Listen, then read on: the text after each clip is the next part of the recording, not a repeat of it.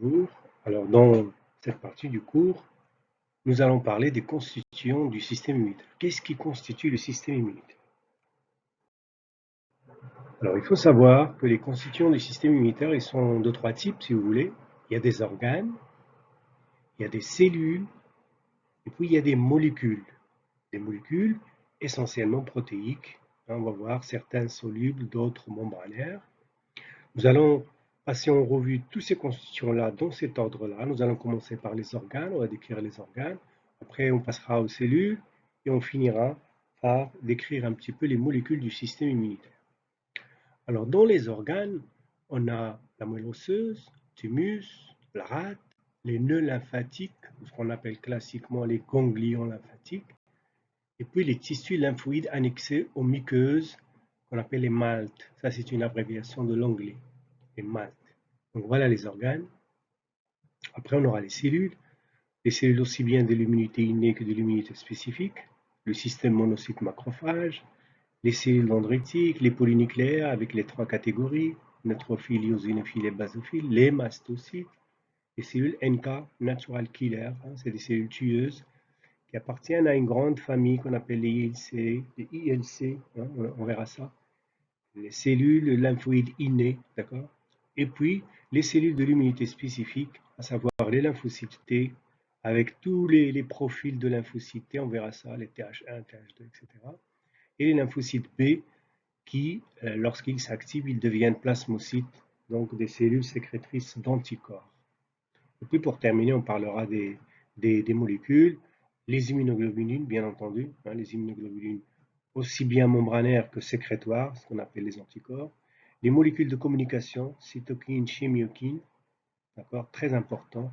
Le système du complément, il s'agit de protéines plasmatiques, très important, notamment dans l'immunité innée. Et puis les récepteurs de toutes ces protéines, parce qu'il y a des récepteurs pour les anticorps, les cytokines, les chimiokines, les compléments. Eh bien, ces protéines qui sont des récepteurs sont aussi importants que ces molécules-là. Puis on parlera du système CMH, le complexe majeur d'histocompatibilité, qui sans lui, on ne pourrait pas avoir d'immunité adaptative. Tous les êtres vivants qui ont uniquement une immunité innée, qui sont incapables de faire de l'immunité adaptative, c'est-à-dire de l'immunité spécifique, c'est parce qu'ils manquent notamment de CMH et non pas de CMH, de complexe majeur d'histocompatibilité. Puis on décrira ce que c'est que le système CD. Le système CD, on va en parler tout de suite lorsqu'on va traiter les cellules, parce que c'est ce qui nous permet de, de reconnaître précisément la catégorie cellulaire, le stade de différenciation, l'état d'activation ou de repos. Et puis les CAM. Les CAM, ça c'est une abréviation de l'anglais qui veut dire molécules d'adhésion cellulaire. Vous allez voir, beaucoup de cellules de l'immunité, ils vont interagir par des contacts physiques, d'accord, grâce à des adhésions cellulaires, et ces molécules d'adhésion cellulaire sont très importantes. Et puis on parlera des protéines de l'inflammation, ce qu'on appelle les protéines de la phase aiguë, notamment le MBL, le mannose binding lectin et la CRP, la C-réactive protéine. Donc commençons par le début, les organes. On va essayer de passer en revue les organes.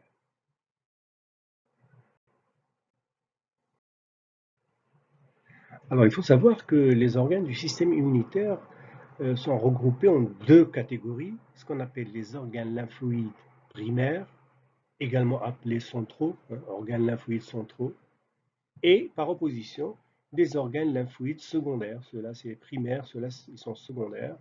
Et puis ceux-là, comme ils sont qualifiés de centraux, par opposition, on parle d'organes lymphoïdes périphériques. Donc on a deux catégories d'organes, des organes centraux et des organes périphériques. Alors dans les organes centraux, il y a essentiellement deux organes, la moelle osseuse et le thymus. D'accord? Alors la moelle osseuse, on la retrouve au niveau de tous les os de l'organisme, notamment les os lents, comme ici par exemple le fémur, ici, au niveau de l'os, vous allez voir, au niveau de cette moelle osseuse, vous avez une structure qui constitue un tissu lymphoïde primaire, et puis on a le thymus. Le thymus, c'est cet organe qui est en vert ici, juste au-dessus du cœur, à ce niveau-là, c'est un organe unique, d'accord? Eh bien les deux, la moelle osseuse et le thymus, constituent les organes lymphoïdes primaires. Pourquoi on les appelle primaires? Parce que ce sont les sites de différenciation des cellules de l'immunité. toutes les cellules de l'immunité, aussi bien naturelles que spécifiques, ils vont être produites au niveau de ces organes-là, la moelle osseuse et le thymus. Ce sont donc des sites de maturation des cellules de l'immunité. Et puis, ils ont un autre rôle, c'est pourquoi on les appelle les organes centraux, c'est qu'à leur niveau s'établit la tolérance centrale.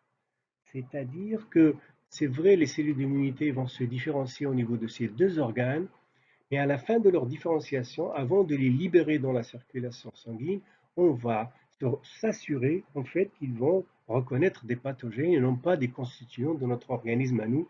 Donc on va essayer d'établir ce qu'on appelle la tolérance centrale, hein, apprendre à ces cellules qu'une fois en périphérie, il faut qu'ils distinguent le soi, c'est-à-dire ce qui nous constitue, les constituants de notre organisme à nous, par rapport au non-soi, qui peut être notamment les micro-organismes pathogènes. Donc, site de différenciation et d'établissement de la tolérance centrale. Et puis on a les organes lymphoïdes secondaires ou périphériques, c'est-à-dire périphériques qui se trouvent au niveau de la périphérie, ils sont distribués au niveau de tout l'organisme. Là, ce sont des sites de capture et de présentation de l'antigène. Si vous voulez, ce sont là, non pas les sites de différenciation, mais à ce niveau-là, vous avez des cellules qui ont fini, qui ont terminé leur différenciation dans la moelle osseuse et dans le thymus, ils sont prêts pour intervenir et ils vont séjourner dans ces organes lymphoïdes secondaires et à ce niveau-là, ils vont capturer les antigènes et s'activer et, si vous voulez, induire des réponses effectrices. D'accord? Alors, parmi les organes lymphoïdes secondaires, nous avons la rate. Alors, la rate, comme vous pouvez le voir, elle est là. C'est un organe unique, un organe avec une capsule. D'accord? On va en parler tout à l'heure. Et puis, on a les nœuds lymphatiques, ce qu'on a appelé classiquement les ganglions lymphatiques. D'accord? Alors, les ganglions lymphatiques, ils sont nombreux. Si la rate, il y a un organe, les nœuds lymphatiques, chez l'homme, c'est entre 500 et 1000 nœuds lymphatiques qui sont distribués un petit peu partout au niveau de l'organisme. D'accord? Et puis, on a une troisième catégorie d'organes lymphoïdes secondaires, c'est ce qu'on appelle les tissus lymphoïdes annexés aux muqueuses, les MALT. Hein, je viens de le dire à l'instant. Ce sont des tissus qui ont toutes les caractéristiques d'un organe lymphoïde secondaire, comme la rate et les nœuds lymphatiques, sauf que il s'agit de tissus qui sont plus ou moins diffus. Hein, il n'appartient pas à un organe bien délimité par une capsule, comme ça peut être le cas de la rate, des nœuds lymphatiques. On retrouve si vous voulez, les mêmes zones, si vous voulez, structurales d'une rate ou d'un nœud lymphatique en termes de tissu lymphoïde, sauf que c'est diffus, c'est pas délimité par une capsule, ça ne constitue pas un organe, si vous voulez, unitaire, délimité par une membrane. Et ces tissus lymphoïdes sont généralement annexés aux muqueuses. On les trouve dans les muqueuses, notamment la muqueuse du tractus gastro-intestinal, la muqueuse respiratoire, la muqueuse urogénitale. Et je dirais que l'essentiel du travail du système immunitaire se passe au niveau des muqueuses, donc au niveau des maltes. Donc les maltes, c'est véritablement, si vous voulez, les structures qui assurent 80% voire plus de l'activité du système immunitaire. Alors commençons par la moelle osseuse. La moelle osseuse, on vient de le dire, c'est un organe lymphoïde primaire caractérisé par un phénomène qu'on appelle l'hématopoïèse. L'hématopoïèse, c'est un phénomène qui va nous permettre, à partir d'une cellule souche pluripotente, de produire toutes les cellules de l'immunité. Et au-delà, même toutes les cellules sanguines seront produites à ce niveau-là. Cette cellule souche s'appelle cellule souche hématopoïétique, l'abréviation en anglais HSC. Hein. Elle est pluripotente, c'est-à-dire à partir de cette cellule-là, on va avoir des précurseurs cellulaires qui seront capables de nous donner toutes les catégories de cellules de l'immunité innée, toutes les catégories de cellules de l'immunité adaptative, et même les plaquettes et les globules rouges qui ne font pas partie des cellules de l'immunité, ils sont également issus de cette cellule souche hématopoïétique. D'accord? Et si vous voulez, ces cellules souches hématopoïétiques vont, comme on l'a dit, être à l'origine de toutes les cellules de l'immunité, mais ils vont marquer essentiellement, si vous voulez, la maturation des lymphocytes B. Vous savez que pour l'immunité adaptative ou l'immunité spécifique, il y a deux types de lymphocytes, les lymphocytes T et les lymphocytes B. Les deux, ils sont issus de cette cellule souche hématopoïétique, d'accord? Mais avec une petite différence, c'est que la lignée B va faire sa différenciation du début à la fin au niveau de la moelle osseuse. Donc vraiment, la moelle osseuse, c'est le site de maturation du lymphocyte B. Tous les stades de différenciation du B se passeront au niveau de la moelle osseuse. Le lymphocyte T, par contre, lui, il va commencer sa différenciation au niveau de la moelle osseuse et arriver à un stade qu'on appelle un stade pro-T. Il va quitter la moelle osseuse, hein, avec une différenciation qui est à moitié faite, et la circulation sanguine va le ramener vers un autre organe lymphoïde primaire qui est le thymus, voilà, tout à l'heure, et c'est là où il va finir sa différenciation. D'accord? Et là, le thymus va être le lieu ou le siège de différenciation des T. Les B, ils restent et ils se différencient complètement au niveau de la moelle osseuse. Alors, au niveau de cette moelle osseuse, on distingue deux moelles osseuses, ou si vous voulez, structurellement et fonctionnellement qui sont différentes, ce qu'on appelle la moelle rouge et la moelle jaune. Si vous prenez par exemple un os lent, comme celui-là, regardez.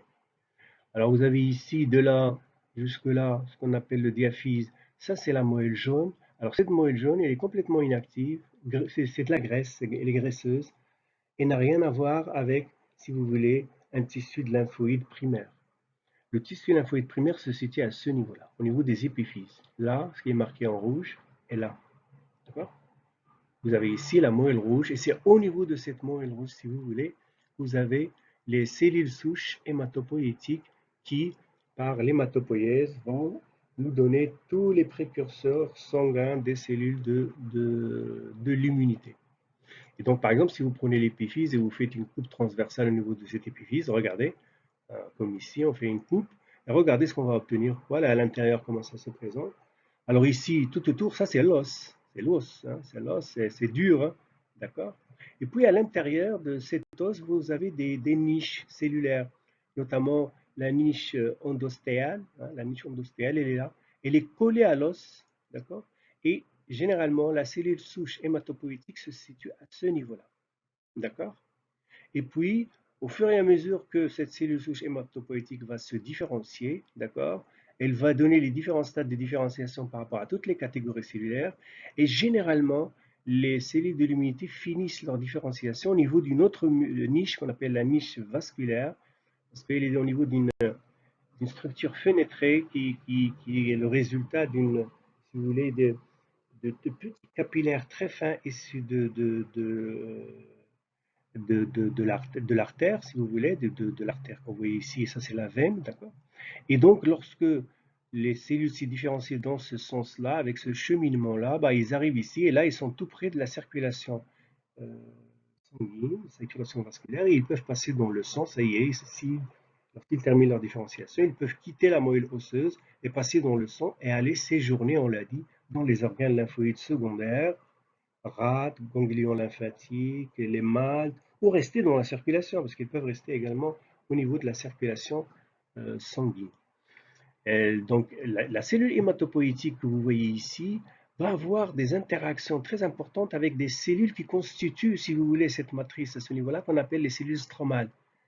Les cellules stromales seront fondamentaux, notamment pour la différenciation des B, parce qu'on a dit la moelle osseuse par rapport aux cellules de l'immunité adaptative, est le siège de différenciation des lymphocytes B. Ces cellules stromales, ou l'interaction avec les cellules stromales, va être fondamentale pour la différenciation des B.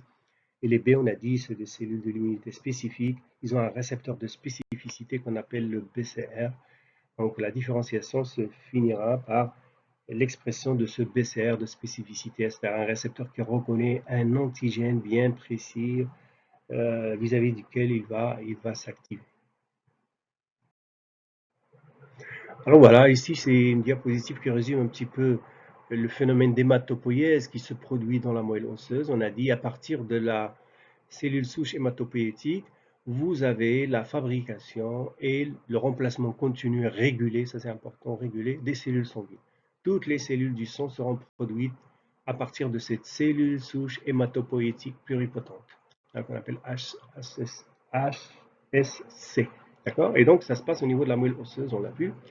Et donc la cellule souche hématopoïétique, ce qu'elle va faire, elle va nous donner deux précurseurs très importants. Ce qu'on appelle le progéniteur commun myéloïde.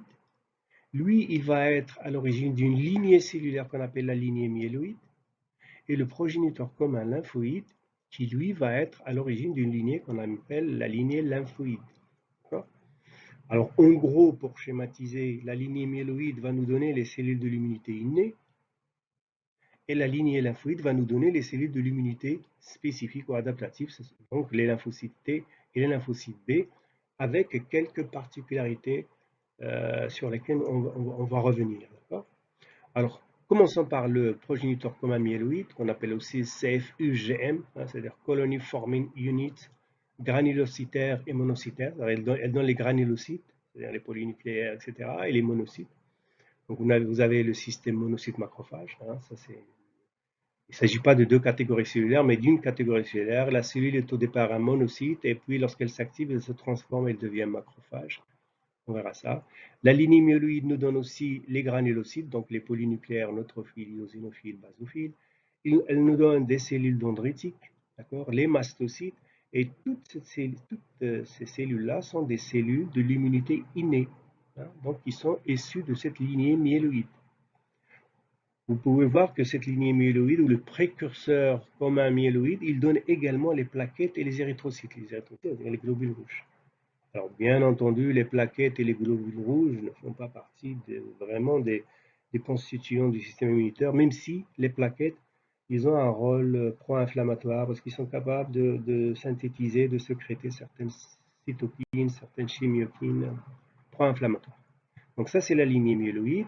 L'autre progéniteur, le progéniteur commun lymphoïde, on l'appelle lymphoïde parce qu'il va donner les lymphocytes. Donc, à partir de ce progéniteur ou à partir de ce précurseur cellulaire, on va produire les lymphocytes T et les lymphocytes B. D'accord? Ils sont donc les cellules de l'immunité spécifique avec un récepteur de spécificité, le TCR pour les T, le BCR pour les B. Et puis, vous voyez des catégories cellulaires ici qui sont également produites par ce progéniteur commun lymphoïde. Donc, si vous voulez, il s'agit bien de cellules lymphoïdes ici, mais ce ne sont pas des cellules lymphoïdes classiques. Les cellules lymphoïdes classiques, c'est les T et les B. Il s'agit de cellules lymphoïdes non conventionnelles. Pourquoi non conventionnelles? Parce qu'ils n'ont pas les caractéristiques des T et des B, à savoir notamment la présence d'un récepteur de spécificité diversifié, qui s'active avec une association avec le CMH, etc. On verra ça. Alors ces cellules qui sont donc d'origine lymphoïde, mais qui ne font pas partie, si vous voulez, au niveau fonctionnel de l'immunité adaptative, mais ils sont plutôt rattachés à l'immunité innée, donc ils sont rattachés à ces cellules-là. C'est le cas des natural killer cells, les cellules NK, on appelle les cellules NK, natural killers, cellules tueuses naturelles, si vous voulez. Les lymphocytes T gamma delta, les ILC, cellules lymphoïdes innées, les INKT et les MITE. Je vais vous en dire un mot lorsqu'on va parler des cellules, mais sachez que, en gros, pour schématiser, la lignée myéloïde donne les cellules de l'immunité innée, la lignée lymphoïde donne les cellules de l'immunité spécifique, mais également des cellules qui sont rattachées fonctionnellement à l'immunité innée. D'accord? Notamment les cellules NK. Ce sont les cellules NK qu'on va développer le plus par rapport aux autres catégories de cellules lymphoïdes non conventionnelles, parce que les cellules NK, ce sont les toutes premières qui ont été découvertes et on a plus de données et d'informations par rapport à ces cellules-là que les autres qui ont été découvertes tout récemment. Vous avez ici, c'est juste un schéma qui reprend un petit peu l'hématopoïèse. On est dans la moelle osseuse. Au départ, c'est une cellule souche hématopoïétique, d'accord? Hématopoietic stem cells, HSC, d'accord? Il est caractérisé par cette molécule de surface, le CD34. On verra plus loin dans le cours ce que c'est que les molécules CD. Ce qui nous intéresse à ce niveau-là, c'est que la cellule souche hématopoïétique va nous donner le progéniteur commun lymphoïde qui est là et le progéniteur commun myéloïde qui est là. Donc le progéniteur commun lymphoïde, on l'a vu, essentiellement, ce qu'il va nous donner, c'est les lymphocytes B qui deviennent plasmocytes, les lymphocytes T avec toutes les sous-populations, parce que dans les lymphocytes T, on a les TH1, TH2, Treg, etc., TH17, et puis les T cytotoxiques, etc. Bref, les lymphocytes T, d'accord? Et puis ça va nous donner les cellules NK, on a dit les cellules NK avec les ILC, ce sont des cellules lymphoïdes issues de la lignée lymphoïde, mais qui sont apparentées fonctionnellement à l'immunité innée. Et puis de l'autre côté, on a le progéniteur myéloïde, progéniteur commun myéloïde. Alors lui, il va nous donner toutes les cellules de l'immunité innée, cellules dendritiques, les granulocytes, et les systèmes monocytes macrophages, les mastocytes, etc., etc. Dans cette hématopoïèse, si vous voulez, il y a, alors bien entendu, on a dit que le progéniteur commun myéloïde, il donne également les plaquettes et les globules rouges, même si on a dit, bon, c'est des éléments sanguins qui ne font pas vraiment partie des constituants du système immunitaire. Ce qu'il faut rajouter, c'est qu'au jour d'aujourd'hui, il y a des évidences qui montrent que les cellules dendritiques, c'est vrai que classiquement, ils ont toujours été rattachés au progéniteur commun myéloïde. Les cellules dendritiques sont issues du progéniteur commun myéloïde, comme les autres cellules de l'immunité innée. Mais dernièrement, il y a des évidences qui montrent qu'il y a deux types de cellules dendritiques. Les classiques ou les conventionnels qui sont issus du progéniteur commun myéloïde, mais il y a des cellules dendritiques qui peuvent être issues de ce progéniteur commun lymphoïde. Donc on pourrait avoir, si vous voulez, deux grands types de cellules dendritiques, certains issus de la lignée myéloïde et d'autres issus de la lignée lymphoïde. Et cette origine différente va permettre aux cellules dendritiques d'avoir deux profils, mais fonctionnellement un petit peu différents. D'accord, qui vont se spécialiser en termes de fonctions dans des activités un petit peu complémentaires. Eh bien, sachez que l'hématopoïèse, c'est une hématopoïèse qui est contrôlée. Cette différenciation de la cellule souche hématopoïétique, la production des progéniteurs communs myéloïdes, lymphoïdes, qui donnent les précurseurs des cellules innées d'un côté, les cellules spécifiques de l'autre, etc. Tout ça est soumis à une régulation. Il y a facteurs de croissance pour cibler les différentes différenciations pour qu'ils avancent, etc. Puis il y a des facteurs inhibiteurs pour stopper telle différenciation ou telle lignée cellulaire, etc., pour que ça soit régulé. D'accord. Et la régulation, ça se traduit par des taux, si vous voulez, qui sont des taux caractéristiques de chaque catégorie cellulaire. Alors, grosso modo, une hématopoïèse bien réglée, elle va nous donner quelque chose comme 3,7 à 5,1 à la puissance 3 cellules par millimètre cube en termes de neutrophile, ce qui va représenter 50 à 70% des globules blancs. Ce qui revient à dire que les polynucléaires neutrophiles sont les cellules de l'immunité les plus abondantes, 50 à 70%, suivies par les lymphocytes, entre 1,5 et 3 10 à la puissance 3 cellules par millimètre cube de sang, ce qui nous donne quelque chose comme 20 à 40% des cellules leucocytaires, d'accord, et ainsi de suite. Les monocytes, les eosinophiles, les basophiles, ils sont très peu présents, d'accord. Et ces taux-là, ce que vous voyez là, ce sont des taux, je dirais, physiologiques. Il faut qu'ils soient respectés. À tout moment, on ne s'écarte pas trop de ces taux-là, et c'est pourquoi il y a une régulation de l'hématopoïèse, activer une voie de différenciation pour augmenter le nombre, l'inhiber pour arrêter la différenciation et revenir à des chiffres, à des taux normaux, etc. La régulation est fondamentale à ce niveau-là. Et je vous remercie de votre attention.